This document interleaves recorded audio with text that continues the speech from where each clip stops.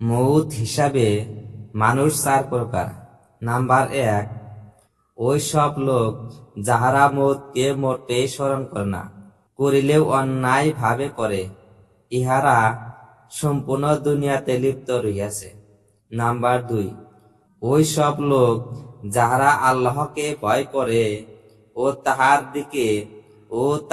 দিকে রুজু হয়, তওবা করিতে থাকে, তবে তাহারা মউতকে ভয় করে, উহা এই জন্য যে তাহাদের তওবা এখনো পুরা হয় নাই ও স্বীয় ত্রুটি বিচ্যুতির অনুভূতি এখনো রহিয়াছে, ইহাদের ওজর মাকবুল। নাম্বার 3, ওই সব বুজুর্গান যাহারা মাহবুবের সহিত মিলনের আশায় মৃত্যুকে ভালোবাসে, কারণ মৃত্যু আসিলেই পাপের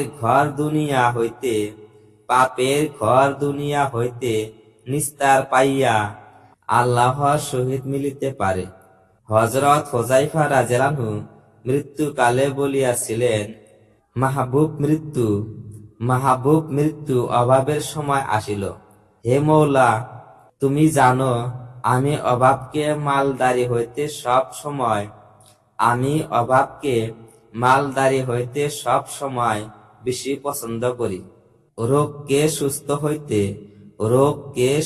হইতে ও মৃত্যুকে জিন্দেগি হইতে অধিক পছন্দ করি। আমাকে তাড়াতাড়ি মৃত্যু দান করিয়া তোমার সহিত মিলাইয়া দাও। নাম্বার 4, ওই সব লোক যাহাদের আসল উদ্দেশ্য হইল আল্লাহর রোজামন্দির, তাহাদের নিকট মউত ও হায়াত বরাবর, ইহারা সর্বোচ্চ মর্যাদার অধিকারী। যাহাই হোক না কেন, মউতের জিকির মানুষের জন্য সর্বহালতেই শুভ। তাই প্রিয় নবী সাল্লাল্লাহু আলাইহি সাল্লাম ইরশাদ করিয়াছেন, যাহার লজ্জত সমূহকে ধ্বংস করিয়া দিবে, মউত উহাকে বেশি বেশি করিয়া স্মরণ করিতে থাকো।